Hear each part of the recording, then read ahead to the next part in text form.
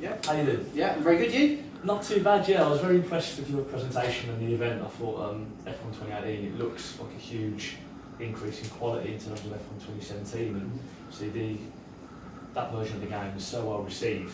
I was a little bit pessimistic about just how far you could take F1 2018 forward and how you can improve it, and obviously you've smashed it with the changes that Codemasters have announced. And I just wondered if you could touch up a bit more on career mode and the changes and details that you've made into this year's edition. Yeah, so as I sort of said in the presentation, we're very much inspired by what we see in the world of Formula One. Yeah. And what you do see is great on-track experience, which we do. You see all of the development of the cars and the teams, that we do. But you also see the drivers, and the drivers are characters, and you see the style of character they have. The more boisterous, louder, more sort of in the press and things they say being a little bit more controversial. Yeah. And then you get the drivers who will always play things down and always say, the done thing, the right thing. And we wanted the player to have to go through those considerations as well.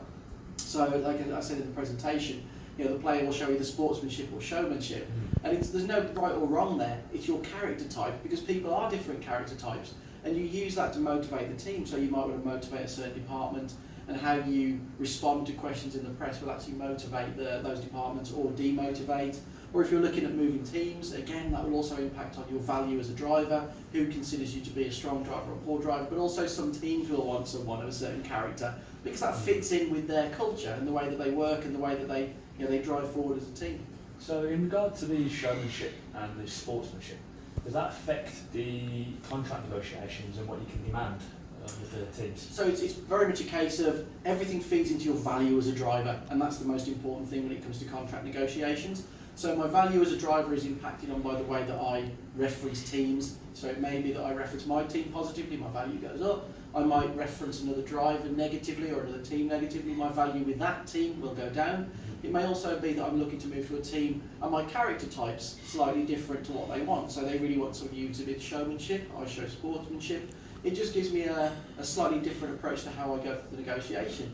And then when I have my value as a driver, that's what I can use to bargain to get my drive in that team. Yeah. And I can say, like, I want this perk, I want this perk, I want to be first driver, I promise I'll get you these results. And that's when the team will be very much, well, you're not that valuable. You're not in a position to demand that. What the hell do you think you're doing? And it's like, so that's where you get into that negotiation phase. Yeah, sure. So how challenging was it to implement all those changes? Because obviously it's a huge increase from 2017.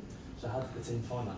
Yeah, so the first thing we did was we set out, when we decided to do the press again, to make sure that it was always going to touch meaningful areas of gameplay. There's no point just putting an interview system if there's no outcome from it. So that was really important for us to try and tie all those systems together. So it's a vast spider of different things that can happen, and obviously that needs to be giving a meaningful outcome to the player.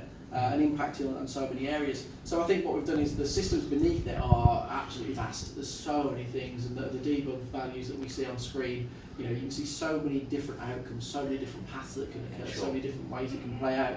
But to the player, it just comes across so naturally that their perception and the panic is seen one way or another. And also when you answer the questions, if you make something happen that's very obvious, very key, like you motivate a department or you upset somebody, we make that very clear to the player what the outcome is. And obviously this year there's an AI called Claire, who the interviewer as such. Can her mannerisms and actions change throughout the course of the season depending on how you drive and how you're doing for your team? Yeah, so she'll approach you in such a way that it's very much based on what's probably just gone on. So if you're having a quiet season, for example, and things aren't going on, she'll just come over and ask you some questions about how your season's going. Do you think it's going okay? Is there any problems? How's the team doing? If you've had good races, she'll come over. She'll ask in a very positive way. That was a great result. What's going on there? Yeah. If you don't answer her questions and you choose to ignore her, it gets to the point where she just starts to get a little bit short with you. Yeah, but also, if you get to the point where you really just completely ignoring her, you'll get a slight telling off from your agent as well, because you're not playing a game. Yeah. You're not playing ball here. You can't be that rude to the press. You need to actually. You certainly don't want that. No. So obviously, again, with the eSports, that was newly implemented in 2017, and from what I could see, that was a huge success. What changes are you guys going to make for this year's edition? Yeah, so the main thing is that the structure of the eSports qualifying and the rounds and things have been changed quite drastically over last year. So you've probably already seen that we've run the eSports qualifiers through the F1 2017 game. That's been and gone. They've now had the races where we actually built a broadcast suite in our Southam studio, and we broadcast all of the eSports races from there in 2017. And now that that's gone through, the drivers have now been through a phase of real life driver experiences. So they've been fitness tested. Wow. They've changed tyres. They've done media training, because as it ties into the game, it's the whole package. It's not just about being quick, you've got to be the whole package. That's that responsibility, haven't you? Yeah, so the next phase for those guys is they went through to the Pro Draft, and through the Pro Draft, the real teams pick the drivers who will represent them in the F1 2018 eSports finals. So now we've got another bunch of rounds that will produce the new finalists. I think I'm in the wrong job, Neves. I need to get on this. That sounds wicked. It's a real job, you know. The time and effort that they dedicate to it. And then you look at the fact that the ones who knew they were going through to this next round, they trained so hard as well. They were all in the gym. It's really incredible to see how it turns people's lives completely upside down. It's just absolutely incredible. So how would you advise a more casual Formula One driver to go into the eSports competitive scene? What would your advice be? Yeah, so I think the cool thing is this year we've added the super license to the online play, and the thinking behind that was that we want more people to get online and enjoy the racing and have clean racing. So we often had feedback from people saying, I get into a lobby in the evening and a couple of laps in, somebody's doing badly and they decide to try and wreck the whole grid. And before they get disqualified and other rules kick in, they manage to disrupt enough players' races to destroy their experience. So the super license is there to rate players on their skill and on their safety rating. So if you're not particularly quick, that's fine, you'll be match made against players who aren't that quick. You'll get similar skilled players. But if your safety rating's low and you're a dirty driver, you'll be ranked against drivers who want to play that way. So we're hoping to start to feed the eSports series by getting more people online, more people enjoying the online experience, and really sort of breed competitive racers who enjoy that clean racing experience. And on the Xbox, I noticed there was a few issues with the lobbying system on F1 2017. Has there been any changes to the lobbying system and the matchmaking on the Shirts edition? So as I mentioned in the presentation, a lot of the work on the multiplayer this year has gone into tech. So we've had the multiplayer team have been working on back-end systems for the game. They've been working on data analysis and data collection. So we've been running two sessions of the beta already. We've got another one to come. And we're using that to really give us as much information, as much knowledge as to what's going on as possible. And then obviously the rest of that department's resource was placed against implementing the super license. So how difficult was it to implement the new track with Paul Richard? I mean, that looked really good from the trailer that I saw and the screenshots. So I mean, that must have been quite challenging for the team, I imagine. It's a big circuit. It's a very long lap. I was driving earlier running one of the classics, and we're looking at a high 1:50 lap in a classic car, the pace that they run at. Thankfully, compared to some of the circuits, it's actually one that it already exists. You know, we've had to build tracks in the past that haven't even been built. So we were able to get a really good reference. We got the CAD data nice and early. We managed to get great reference as always. We sent that photographer out there to get the great reference photography. And we had a drivable version of it very early. We didn't know which layout it was going to be at that point, but obviously we built the whole track, so we built all the layout. And as you would have seen, especially in the video that I showed, it's not just a track ribbon, it's almost an entire region around it. There's the trees and the forests and it's all there. So it's a big undertaking, and building tracks is actually the longest thing that we do, really. And what is your personal favourite track? You better have one on. Yeah. Sure. It's pretty obvious for most people. It's Spa. Oh, okay. I love Spa. Any particular reason? Well, it's not only is it just awesome to play the game, it's just great. But I did go and do a track day at Spa many years ago. Oh, wow. And that's like, I've driven lots of tracks, but Spa will always stick in my mind as being something special. And nobody will ever understand until they go just how steep it is. Up High Rouge onto the Kemmel Straight. It's just absolutely ridiculous. Maybe one day I'll get to experience that myself. I'll keep my fingers crossed. It's well worth it. Well worth booking a track day there. So, how difficult was it implementing the visual upgrades in terms of graphics? Because last year, again, I was highly praiseworthy with last year's game, and again, the visuals on this one just look even better.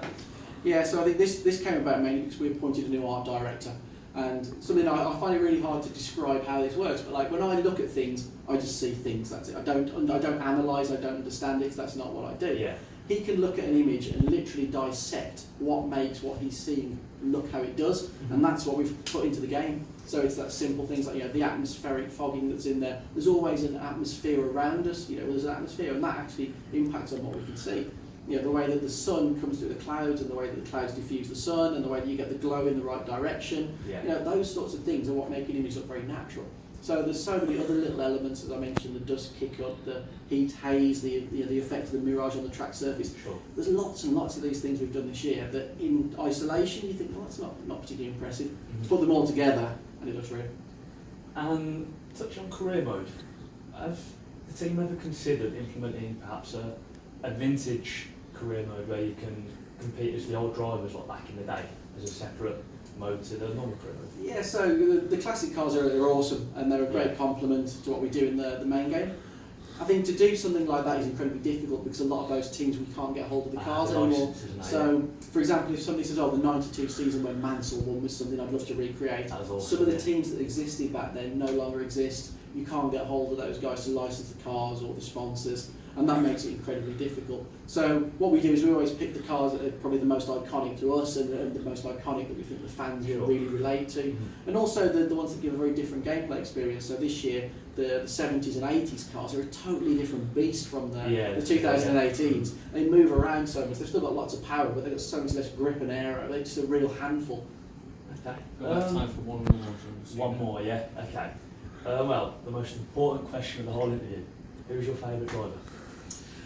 It's not. I don't think it's fair. I don't It think really it's fair to say. I don't think it's fair to say favourite. I mean, that's a bit unfair. But I've always been a Lewis fan. I have always been a Lewis fan. And not just because it's easy to like the drivers that are winning, but because I watched him come through from GP2 and saw his performances in some of those races, in particular back at Silverstone. I think it was in his final year in GP2 when he just came carving through the field. And it's something I'll never forget because he came out into the final section and we were all sat on, I think it was Luffield C. And every time he came out, the crowd just roared, and that was something absolutely unique. And like when the race finished, he got a standing ovation. Everybody was on their feet, and it's like that's something special. Lewis Hamilton is going to be something very special. And he certainly is, isn't he? Yeah, he's lived up to that billing. There's not many drivers that come into the sport and live up to that billing from the off.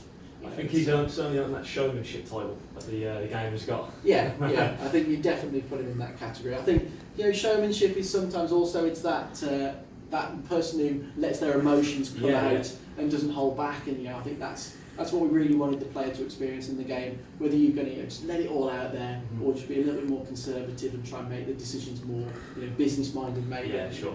Well, thank you for your time. Thanks for the interview. Awesome. Really appreciate it. No problem. Thank you for coming. Thank you very much. Cheers.